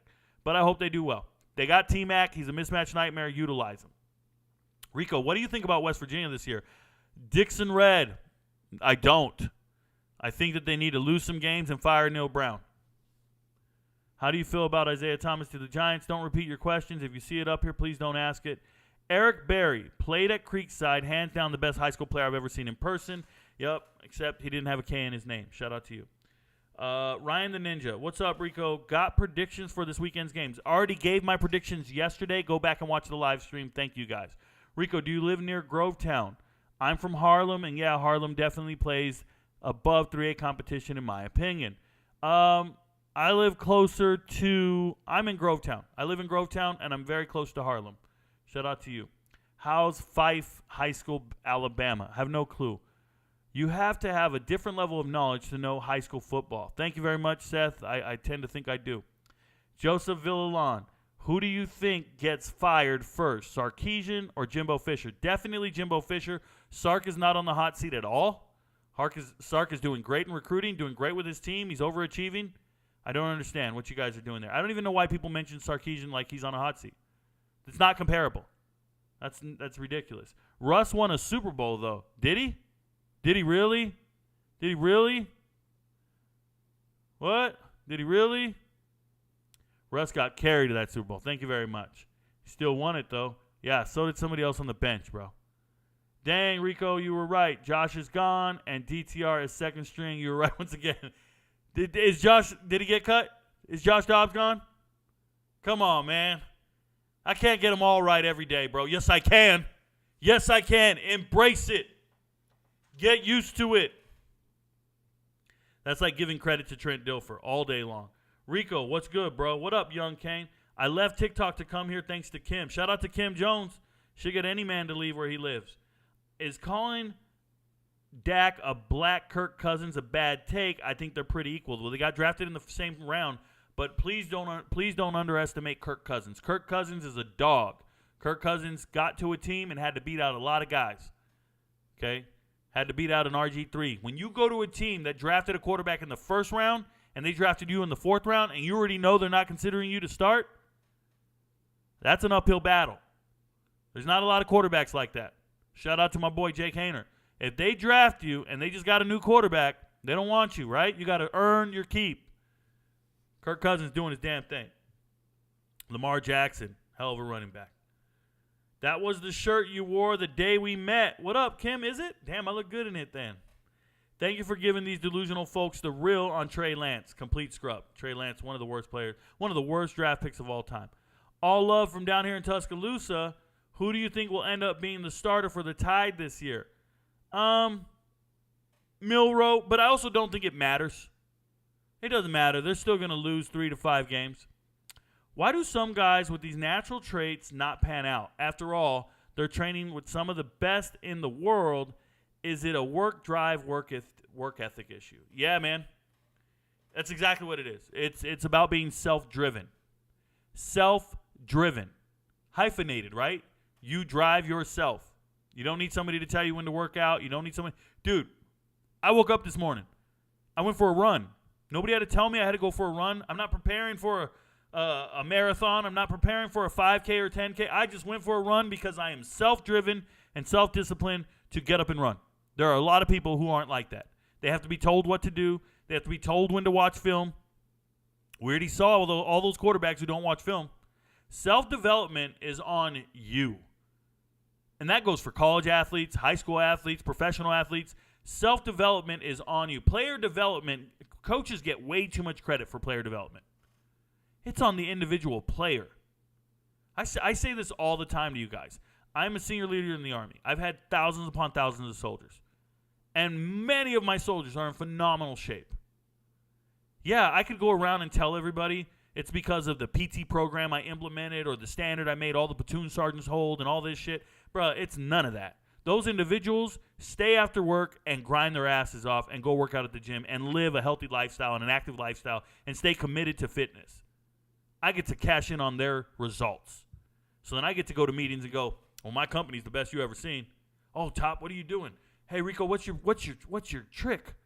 What's your goal? What do you do? I set the right example? Yeah. I lead from the front? Sure. I make sure they're working out? Yeah. Nah. These guys are working out after hours when nobody's looking. And if you see an NFL football player failing, all you got to do is just watch what is he doing after work. You know, I had a mentor tell me this early in my career. I was going to work every day, and I had this staff sergeant in charge of me. And I looked up to my staff sergeant. He was in charge of me. He was in charge of a lot of people. He'd been in the Army 12 years. But he was talking shit about the unit. He was saying negative things about the leaders. And he was like, these guys don't even know. And he seemed very smart, competent. He had everything going for him. And my first sergeant sat me down, and he said, Rico, you're going to be better than him. You don't ever want to listen to him because he doesn't work hard after work. He comes to work, he looks the part, and does nothing after work. You're going to be judged on what you do after work. And I thought about that for a second. And he said, yeah, look, go ask him. Ask him if he's enrolled in college classes right now. Is he getting his degree? Ask him if he goes to the gym after work. What does he do with his time? And I found out every single day after work, he just went and started playing video games. You worked a long day. You want to crack open a beer and play some video games and get it off your mind. You need to de-stress a little. Let loose. And my boss told me, hey, Rico, you're going to be me one day. You're going to be in charge of everybody. All you got to do is remember you're being judged in what you do in your private time. When it came time to measure your records and your accolades and everything that you're worth, I realized I was being judged by everything I did outside of the uniform, everything I did after work, 1,000 hours of community service or all the workouts and all the educational benefits. Everything I ever did was outside of work. It's one thing to be great 9 to 5. Yeah, you're good. That's commendable. That ain't elite. That's not next level. So when you see NFL guys come in here and they get to the team and they go to practice and they work hard at practice, but then coach says practice is over and they go hit the showers, and then they're on Instagram in their car talking on live, talking to girls, going to the club, doing all this shit. But one guy stays after practice to catch 100 more balls off the jugs machine, to run routes for the third-string quarterback. One guy goes back to the gym to get an extra set in, an extra rep, takes home some film and watches the film. One guy is all in, immersed, and people wonder why, well, he had the Hall of Fame work ethic. No, you just didn't have it in you, bruh. You didn't understand. I'm going to tell you guys something. Kim Jones watches me every single day. Shout out to Kim, my beautiful girl. Let me tell you, Kim watches me, and she will tell you, I work at my craft from the moment I wake up until the moment I go to bed. Every single day. I'm relentless. I drove 11 hours to go pick her up. We drove 11 hours to New York in total. I might have posted 10 videos while driving. I'm relentless. I'm going to make videos tonight till 3 in the morning and then wake up at 7 a.m. every day. Because one day I want to be able to look at my kids and say, yo, you see that right there? You see your father with 1 million followers? You see all this that I bought? I did it after hours. I did it when no one else was looking. I did it when everybody else was taking a break. I'm cut from that cloth, bruh. So when I see players not take advantage of their opportunities and not pan out, it's because of shit like that. But I tell you guys, there's nobody with more work ethic than somebody who's self-driven. I don't need anybody to tell me shit. I'm on my own grind. Real talk. That's why they don't pan out. Things just never seem to work well for these guys. When do you think O'Connell starts? Whenever the team starts believing in him. When they stop believing in whoever the hell's in front of him. That's when he starts. Good man. Thank you. Is it true that a receiver will often find more success in the slot rather than lining up on the outside? Not necessarily true, Evan wrote, but the reality is if you're in the slot, you're up against the third best corner, a safety who's not great at coverage, and the matchup is favorable, right? If you're the number one wide receiver, remember, when you're looking at receivers on the field, if you're looking at a formation, the X receiver is out here. The Y receiver is your slot receiver. X, Y, Z. Z is the other receiver. So a number one, your outside receivers are X and Z. Your Y can be your tight end or a slot receiver. Yeah. The guy on the X on the outside, that's your true number one. He's going to be tall, can stretch the field, go deep. Randy Moss, right? That kind of guy. But yes, the slot receivers tend to look like they can get a lot more receptions. They have favorable matchups. But you never know. This is why nickelbacks are important. And I'm not talking about that terrible band. I'm talking about your third corner. Really important. He comes in the game, sub out one of your linebackers for coverage, bring in a nickel, and see if he can lock down that slot receiver. Help him with a safety over the top. Help him with the linebacker taking away the slant. You can take linebackers take away hook to curl slants. You can give them outside leverage with that corner and then a safety over the top. It's just the way it's going to be. But shout out to Cooper Kupp and anybody else who's out there killing it in the slot. He was a huge hype train behind him. Facts. DTR is the truth. Been a monster since UCLA. I think he'll be good in the NFL. We'll never know. He's going to be on the bench. Do you think the Cardinals will get rid of Kyler Murray if they have a chance at Caleb Williams? Yes. They got rid of Josh Rosen in one season. They drafted Josh Rosen in the first round. The very next draft, they took Kyler Murray first overall. They didn't care. Nobody talks about it. They gave up on their – this is like taking Anthony Richardson in the very next year. You take a different quarterback the first round. The Cardinals already did this, back-to-back. And the guy who drafted Josh Rosen, he's unemployed. So, yeah, they'll get rid of him. For Caleb Williams, hell yeah. It'll happen. Congratulations, bro. Retired E8 myself. Any thoughts on UAB quarterback Jacob Zeno? You know, my thoughts are that Trent Dilfer gave Zeno a shot, and he's actually doing the best he can with it. I saw him in the spring game, and he looked good. But my only issue is, well, not an issue. I think UAB is going to run the rock a whole lot this year. Right? Jermaine Brown Jr. is a great running back, and I think UAB relies on their running back and not Jacob Zeno. Thank you for coming in here and asking me about Zeno. No one would talk about UAB quarterback, and I'm ready for it. So I like that. And they also had a transfer from La Tech. I'm forgetting his name. Not Lighty. Who's the transfer? And he didn't amount to shit. What's your opinion on Jalen Milroe? Just a dual threat guy who's not getting it done. That's why they asked for Tyler Buckner to come in. Do you think the Panthers will win the NFC South? If not, who do you think will? Are the Saints in the NFC South? Are the Saints in the NFC South? Give me the Saints. JSN was the team's leading receiver against Oregon, Michigan, and Penn State in their three toughest games. You say we wouldn't know him if he weren't for his two best games. Yes, that's correct. That's exactly what I said. I don't care about those three games. That's exactly what I said. Do you have USC and Texas in the college football playoffs? I mean, if they win their conferences, I don't really try to predict the college football playoffs. Do I think they're going to win their conferences and win the national title? Sure. I think they're great.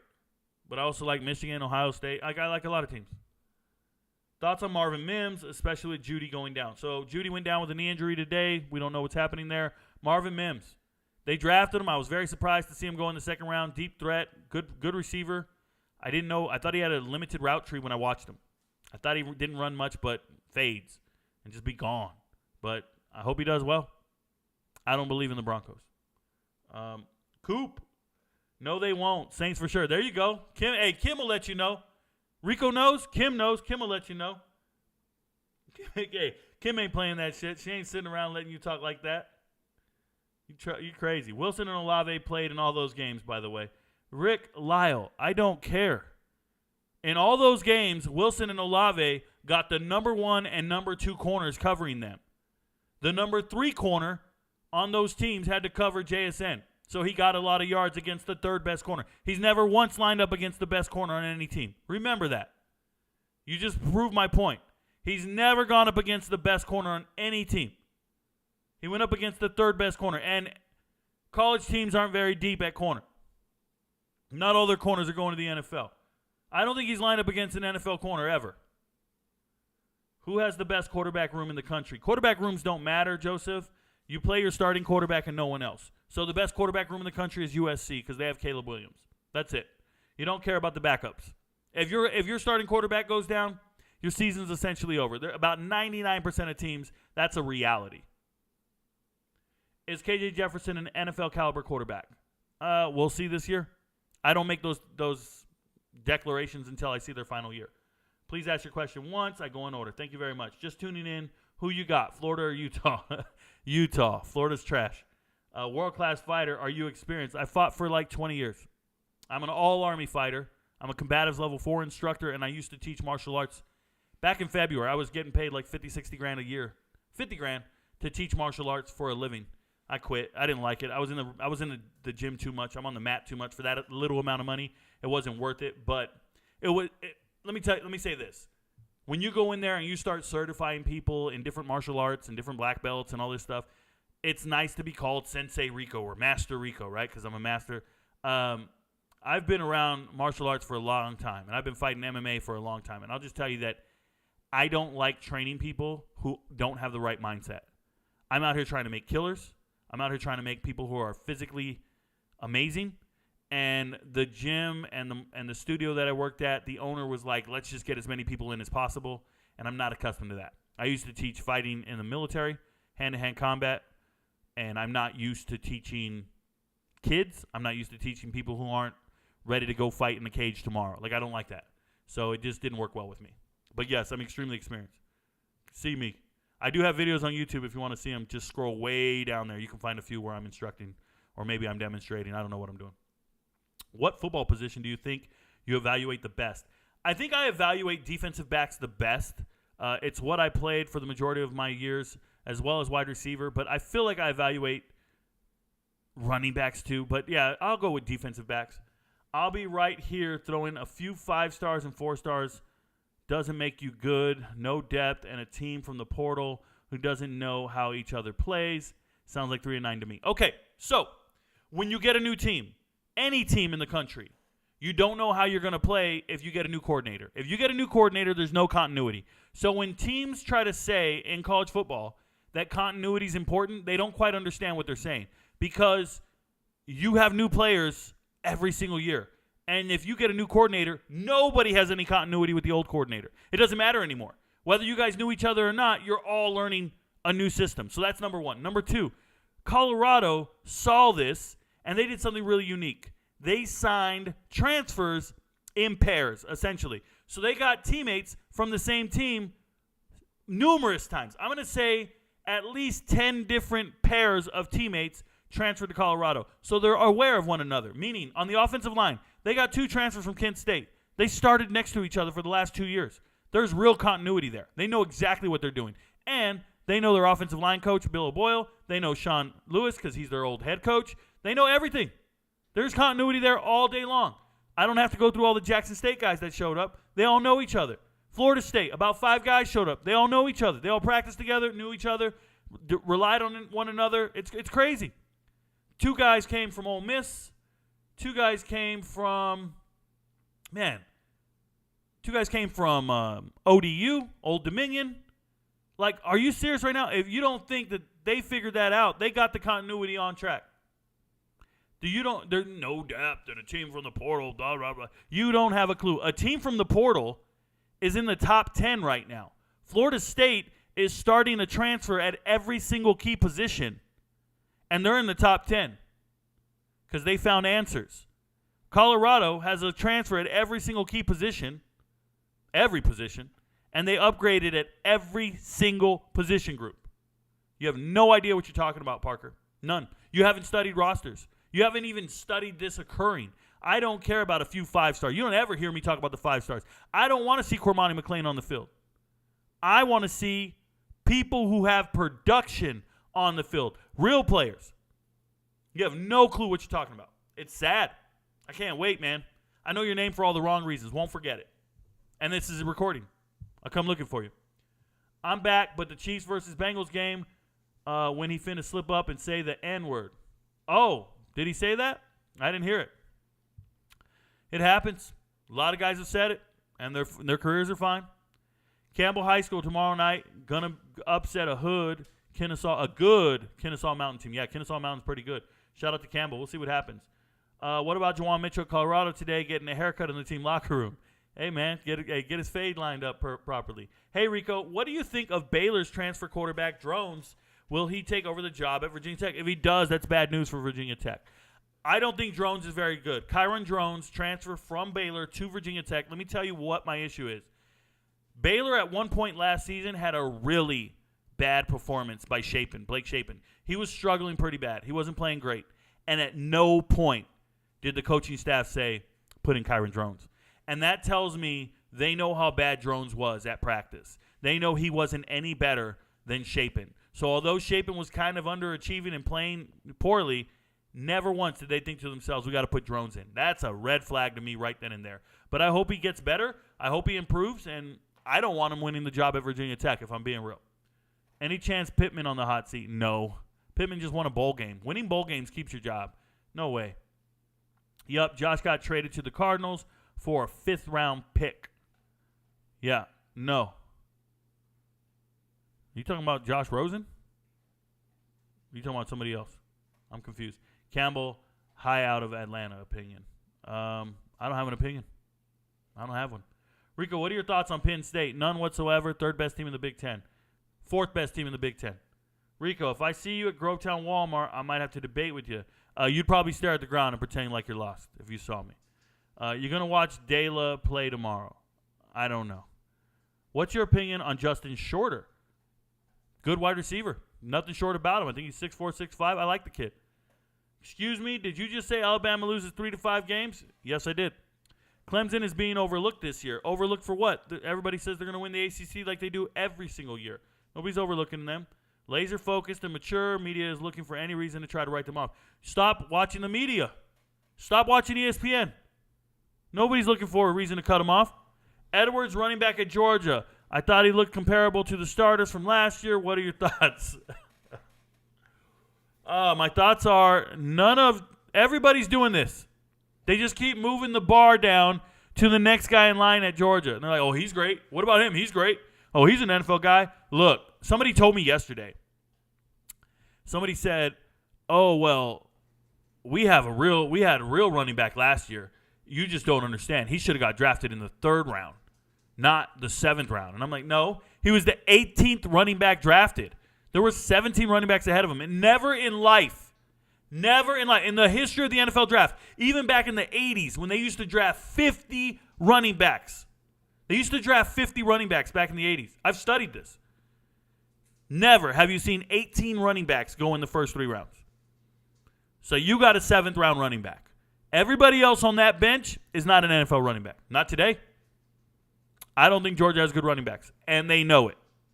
That's why they offered Bishal Tutton when he hit the transfer portal. When an FCS All-American out of North Carolina A&T hit the transfer portal, he got an offer from Georgia. That should tell you how bad your running backs are. They're going to the FCS to find replacements. You guys, you don't have pros on the bench. Your depth chart is not filled with professional players. It's filled with a bunch of recruiting misses who were given a bunch of fictitious stars, and then when they got to the team, they didn't work hard enough. And this is why you can transfer into the SEC and become a starting quarterback. You can be benched at your school, transfer in, and become a starting quarterback in the SEC. It's been proven time and time again. Shout out to all of them. You can't start here, transfer to the SEC. You'll be a starter there. Oh, but we got 5 stars on the bench, Rico. What are you talking about? No, you don't. You got guys who will never play. Juwan Mitchell in Colorado. Yeah, getting a haircut. That's all I'm here for. That's all anybody's ever here for. One guy. Facts. He never stops. He's working 4 a.m. while I was sleeping. True story. Let's talk work 0. Quick rundown. Do Notre Dame and USC cover the spreads? So I don't know anything about spreads. I don't do gambling. I don't look at spreads. But I can tell you this. I got Notre Dame losing 4 games in a row. I don't think Notre Dame beats Duke. I love what USC's doing. You're talking about week 0. Okay. Notre Dame, first game of the week against Navy. I don't know what the spread is, but they're going to beat the brakes off of them. USC playing San Jose State. The spread's got to be over 30. I like USC. What up, Rico? Thoughts on Cal Berkeley, new starting quarterback? He's been their starting quarterback for 7 months. It's not anything new. Sam Jackson has been at Cal for 7 months. Go on YouTube. No, go on TikTok and do a search. Hashtag Cal. Hashtag Rico Knows. Put those 2 hashtags in your search bar. And then go find all the Sam Jackson videos I've made for the last year talking about him being the starting quarterback at Cal. He's been the starting quarterback at Cal. Holy smokes.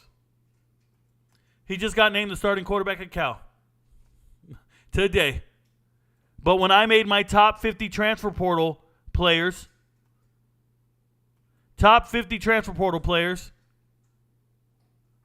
Sam Jackson was number 19.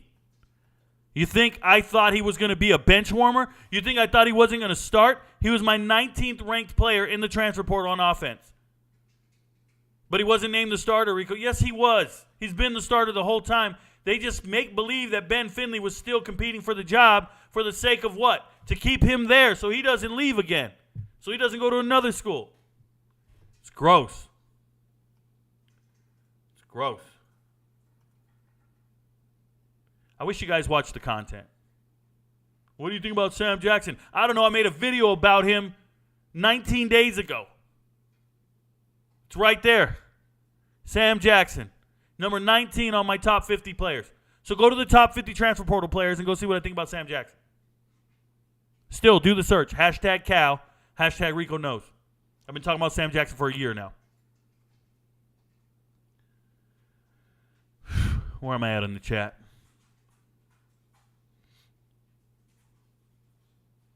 Rico, just curious. Who are your top 5 SEC players of all time? No fucking clue, man. No idea. If I'm going to name them off the top of my head, I'm going to miss one. Right? I'm going to go Herschel Walker. Tim Tebow.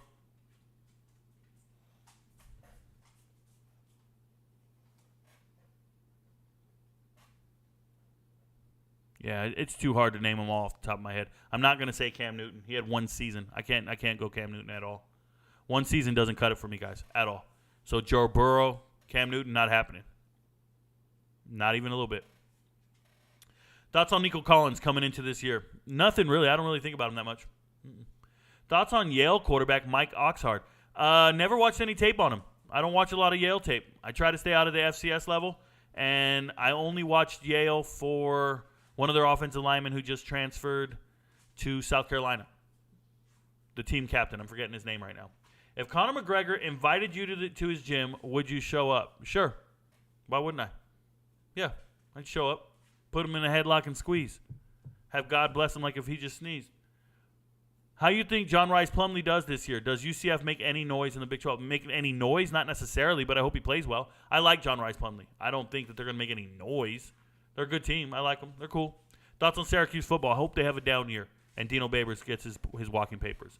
Thoughts on Ricky Pearsall this year for Florida? He's not going to get a whole lot of receptions.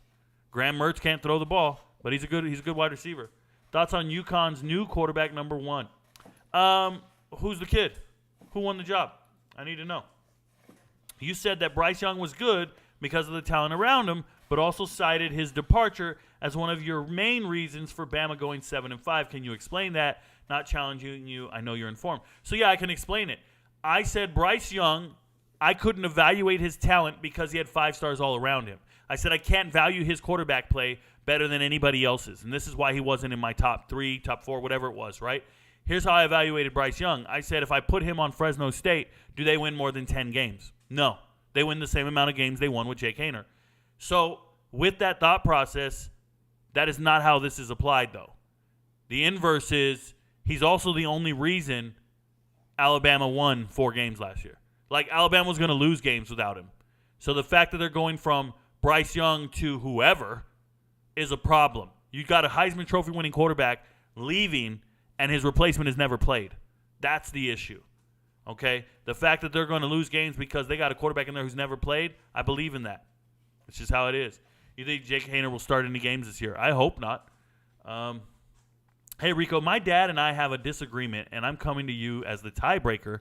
I think Patrick Mahomes is going to take a step back this year. Dad thinks he's going to improve. Your thoughts? I think you're both wrong. Vince says, with this being Talia's last year at Maryland, Tua's little brother, do you think Cameron Edge will be the future, or do they go transfer portal somewhere else? You know, I try not to predict stuff like that. I think it'll all depend on how they perform this year, whether or not they attract better recruits or a different transfer portal player. It's hard to get a transfer in if you don't have pro pedigree. So if you can't prove that you got somebody drafted, you're not going to get a star player better than anyone else. You have to prove your offensive scheme develops players for the NFL, and then you can get somebody like Devin Leary to show up. So we'll see. I'm not too sure if Cameron Edge is the future. They're definitely hoping he is. He's there. Hope he develops all year long. TCU is favored to beat Colorado by 21. Shaking my head. Do you think it's worth taking Colorado plus 700 odds to win out? Right, 100 gets you 800. Just curious. Yeah, I'd probably bet 10,000. Marley Q. I'd probably bet 10,000. I don't recommend you do anything. I'm just letting you know what I would do. I'd put 10,000 on that. What does that pay me? 10,000 gives me 18,000. Let me do that.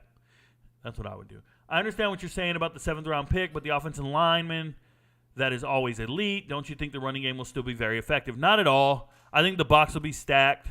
I think you have a new offensive coordinator, Mike Bobo, who doesn't really know what he's doing. He's been terrible at his last 2 stops. I'm just not sold on a lot of what they're doing, but they're playing no one, so you won't see it for a while, and you'll keep believing that it's elite, and then you'll all go, oh, yeah, we had it, man. We lost in the playoffs. We lost in the SEC championship game. We had a great season. Nothing was wrong with us. Yeah, everything's wrong with you. You've lost your 2 leading receivers back-to-back years, or your 2 most talented receivers back-to-back years. You've lost a ton of stuff, and you're losing an ever recruiting battle in the state of Georgia. Kids don't want to go to your school. They want to go to Bama and Clemson instead. You're winning national titles, and you're having to recruit to California instead of winning your own state. It's happening everywhere. Who do you think is quarterback number 1? I hope they don't run a 2-quarterback system. Yeah, Mario, I hope they don't either. Malik Hornsby, Finley coming in from Auburn, Hornsby coming in from Arkansas. Hornsby is a dual threat, fast as hell guy with weird arm. But remember, if Texas State was happy with Hornsby, they wouldn't have told Finley to show up in the spring portal, and they did. So I thought that gave Finley the advantage. But as we sit here today, we still don't know. It's nuts. I hope they use Hornsby in a number of ways, and I hope they utilize his athleticism, get him the ball in space. Steelers and Falcons or Falcons tonight. I don't care who wins the game. Just watch it. Pay attention to the players. Who are you excited to see in tonight's preseason games? Everybody.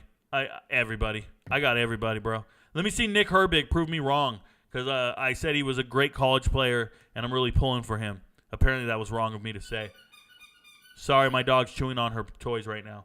Is Shedeur the real deal in your opinion, or just another known athlete because of his father? A 70% completion percentage, 40 touchdowns, and 6 interceptions. Shedeur Sanders can do things that other people can't. I can't think of any quarterback that's going to go down to the FCS level and put up numbers like that just because that's their father's name. I think Shedeur Sanders is real. Joseph Vigano won the job over Penn State transfer. Taquan Robinson, good for him. Talking about UConn. Okay, got it. Thank you. Thoughts on Casey Thompson at FAU? Hey, man, link back up with your old coach. Go do great things. I didn't think there was a quarterback battle there either. Daniel Richardson showed up from Central Michigan. They were like, so what? Starting quarterback up there. You came back home. We're going to get a better quarterback, and they did. What do you think is Jake Hayner's NFL ceiling? Hall of Fame. It's hard to predict things like that. That's his ceiling, the Hall of Fame. Thank you for bringing awareness to that kid at Valdosta State. Shout out to me. You know, I'm bringing awareness not to the kid, to the coach's inability to apply standards equivalently. Now, do I know the kid is not a saint? Yes. Do I know the kid has trouble in other areas? Sure. Maybe doesn't belong on the team. But find a different reason for saying it. Find a different reason for doing what you do. But you can't go out here and try to employ and impart standards on somebody not equivalently. Your dog tweaking. She's just chewing on her toys. 10K brings in 80. Thanks for the advice. I'll put 5K. Oh, man. I didn't give you any advice, Marley Q. Let's make that very clear. I give no financial advice. I said what I would do. 10K wins 80. I'm doing 10K for 80. I'm not telling you to do anything. Don't ever do that, because then after you lose, you're going to blame me and say I gave financial advice. That would never happen in a million years. You think Steady starts over Stafford by the end of the year? At the Rams? No. I'm going to put 10 on Colorado money line. I will sue Rico if I lose my money. There you go, Cole Roberts. Exactly. I knew that was coming. What are your thoughts on Minnesota quarterback Ethan Kaliakmanis? I think he's a good young player. Saw him play in the bowl game. He's not a bad player. He's got Crooms just came in from Western Michigan. He's got Tyler in the backfield. Sean Tyler, running back from Western Michigan as well. I think he's got a chance to be special someday, or at least better than most of the other Minnesota quarterbacks. Good for him. Thoughts on UNC football? I think it'll be down this year, unfortunately. I'm not sold on them. I think Memphis has a chance to be competitive in the American, which is crazy because it's all Seth Hennigan. He's just a really good quarterback. But they did lose 6 wide receivers to the transfer portal, their wide receivers coach, so I don't know who the hell he's throwing to. I mean, I know the players, but you guys get what I'm saying. Hey, just a reminder to everybody, I appreciate you guys coming in here, watching the show every day, coming in with your questions, not trying to stump me, but to genuinely ask, what do I think about specific things that you guys care about? There's nothing better than that. I just want to say we can't do this without you guys. You guys make my life possible. It's football season. We're 2 days away.